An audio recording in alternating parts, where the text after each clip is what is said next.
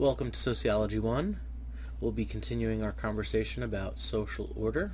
Today we're going to look at a solution to social order called social structure.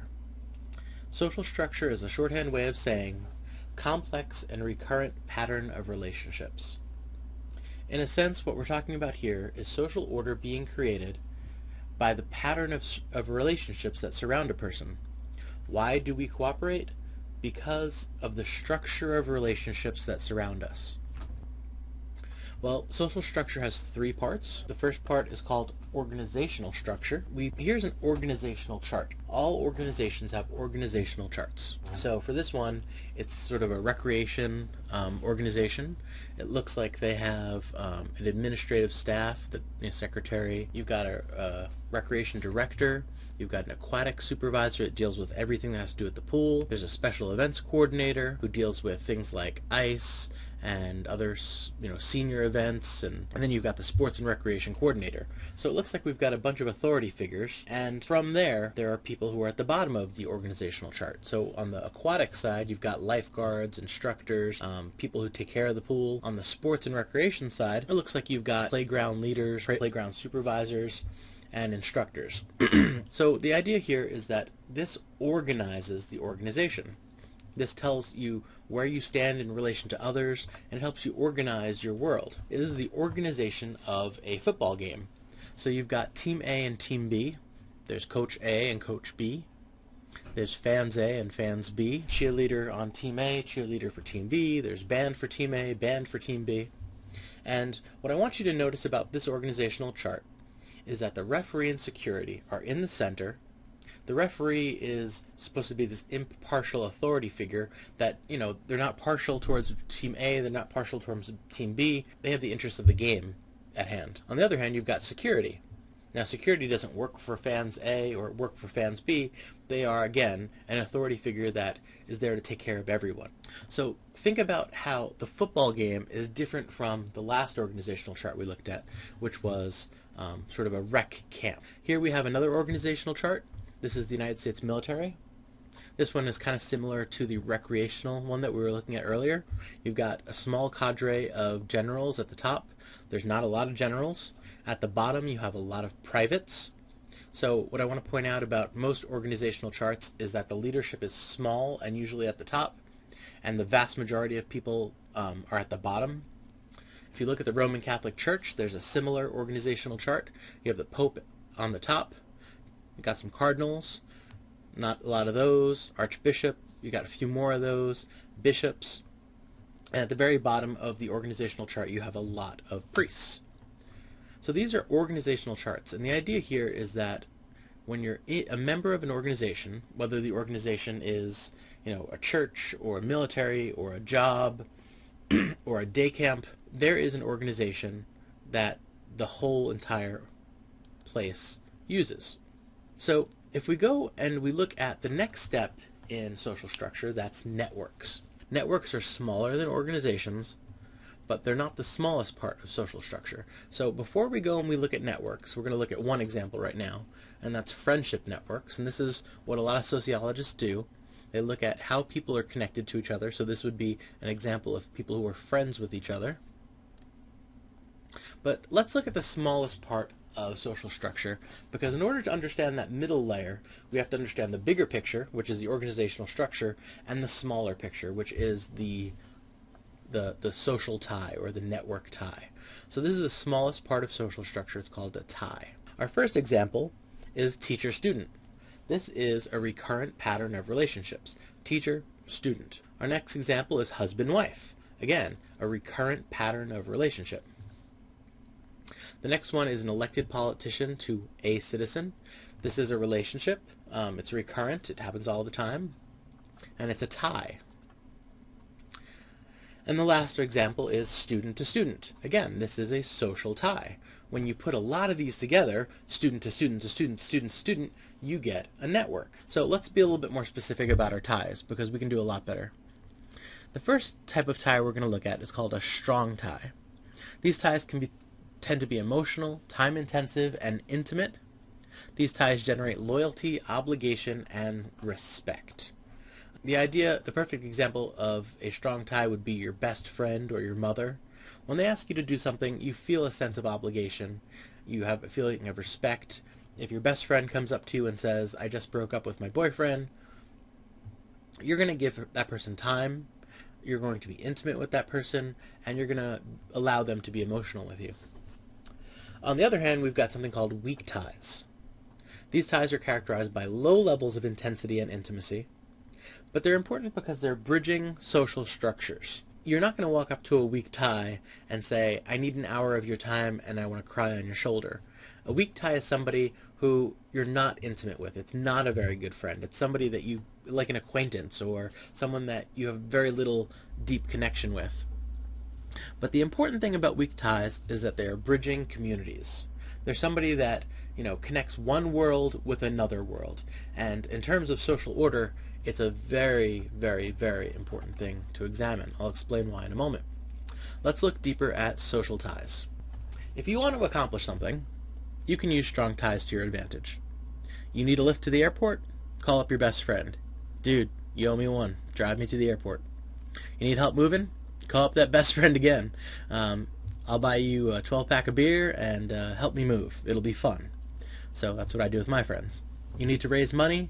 Call up one of your friends. Hey, buddy, I'm selling chocolate for my kids' Boy Scout troops. Could you, buy $10 worth of chocolate? Okay, sure. You're my friend.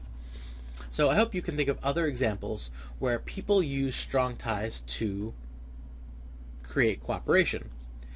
If I ask a question on the test, how do you create cooperation? One of the tools in your toolkit is strong ties. If you're trying to get people to, get together to create a dog park, well, who's the first people you should get together to sort of get on your side, to mobilize, to fight, to get a dog park? You get your best friends. You get your family. And if you want to explain why, it's because strong ties make people feel in their internal state loyalty and obligation. Now, weak ties are very different. A lot of what I'm about to tell you comes from a book called The Tipping Point by Malcolm Gladwell.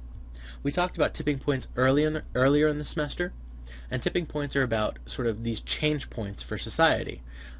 When AIDS goes from being completely unheard of to being a major topic of conversation. When foreclosures go from being a small deal to a big deal. Gladwell wrote a whole book about tipping points.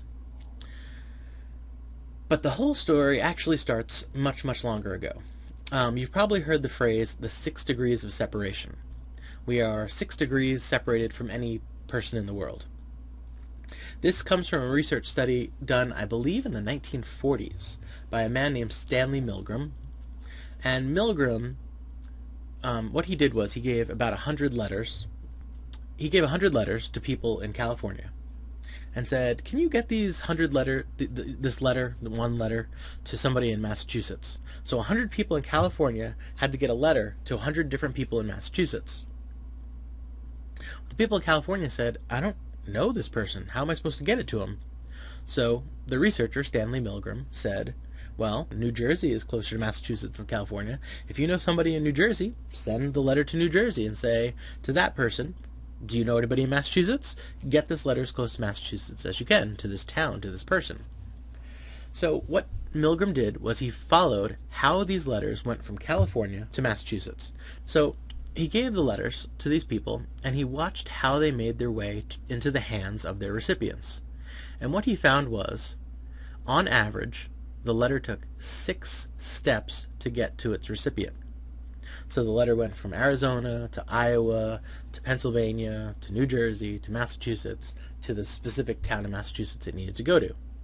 And this is back in 1940. So many of you might be saying, wow, 1940. Today, it'd probably take 2 steps to get to the person, or maybe even 1 step to get to the person with the internet. But the most intriguing thing about the 6 degrees of separation is not the 6 degrees, because not all degrees of separation were equally powerful.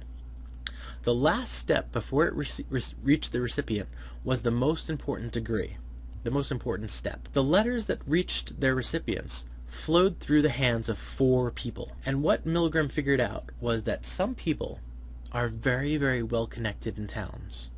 There are people in Joshua Tree who know a lot of people. And if you wanted to get in contact with Mike Danza in Joshua Tree, there's certain people who are connected to me and a whole different world of people in Joshua Tree, and they would be a great connector to get to. So I want you to think about your life and think about people who seemingly know everyone. When you think about the 6 degrees of separation study, I want you to realize that as information flows, as things travel in the world, there's some people who connect us to others more than others. So the first example is Paul Revere. We all know the name Paul Revere. He rode around, he said, "The British are coming, the British are coming." And people followed him. They picked up their rifles and they fought the British. But there was another man who also rode around on his horse saying, "The British are coming, the British are coming." But people didn't pick up their rifles and they didn't follow him. So sociologists have said, why was that the case? Well, it turns out that Paul Revere was one of these connectors. Paul Revere was a member of the Volunteer Fire Department. He was a member of the Library Society. He was a member of the Hunting Lodge. He was a member of the Fishing Club. He was a member of many organizations. And every organization he was a part of gave him connections to more people. So when Paul Revere picked up his gun and said, "The British are coming, the British are coming, follow me," the people said, "I know that guy. That's Paul Revere. He makes really good beer. Yeah, and he knows how to fish too. Let's follow Paul." So they went and they followed Paul Revere, and he helped mobilize people for the revolution. He had those connections. The second example that Gladwell talks about is Rosa Parks. Rosa Parks is the black woman who said, "I've had enough. I'm not going to give up my seat on the bus," and she was arrested. We all know the name Rosa Parks, or at least I hope everyone knows the name Rosa Parks. But the issue is, she was not the first or only black woman to say, "I've had enough. Enough is enough." She wasn't the first black woman who got thrown in jail for being fed up with racism. But we all know Rosa Parks. Why is that? Similar to Paul Revere, Rosa Parks had good connections. She was a member of a church. She was a member of civil rights organizations. She was a connector. She had weak ties. So did Paul Revere. And these people who have weak ties are very, very, very instrumental for creating social change and getting people to cooperate and coordinate their behaviors. They connect different social worlds, and they can mobilize vast amounts of change. So here's one more example for you. The spread of STDs, sexually transmitted diseases. When the government is trying to look at sexually transmitted diseases, they have to look for people who have a lot of weak ties. They look for people who bridge communities. So there's whole classifications of people who have a lot of weak ties. The government focuses on them to stop the spread of disease. There's a lot of people who bridge communities. So you've got people like bisexuals.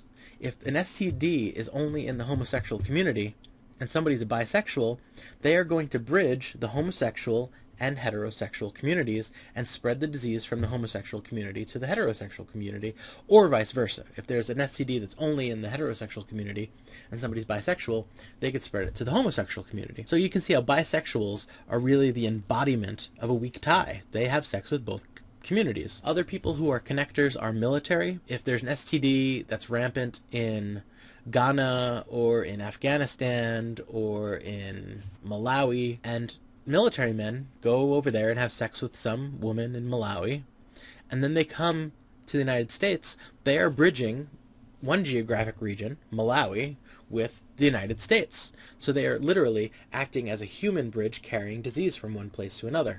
That's why the military gets so much education about sexually transmitted diseases. Another group with a lot of weak ties that bridge communities is truckers.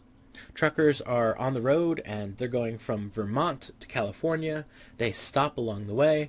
Well, what happens if there's an STD in Vermont and you've got truckers who are going across the country having sex at truck stops? Maybe it's homosexual sex, maybe it's heterosexual sex, maybe it's with prostitutes, maybe it's not with prostitutes, but they are spreading sexually transmitted diseases from one geographic community to another geographic community, creating a bridge.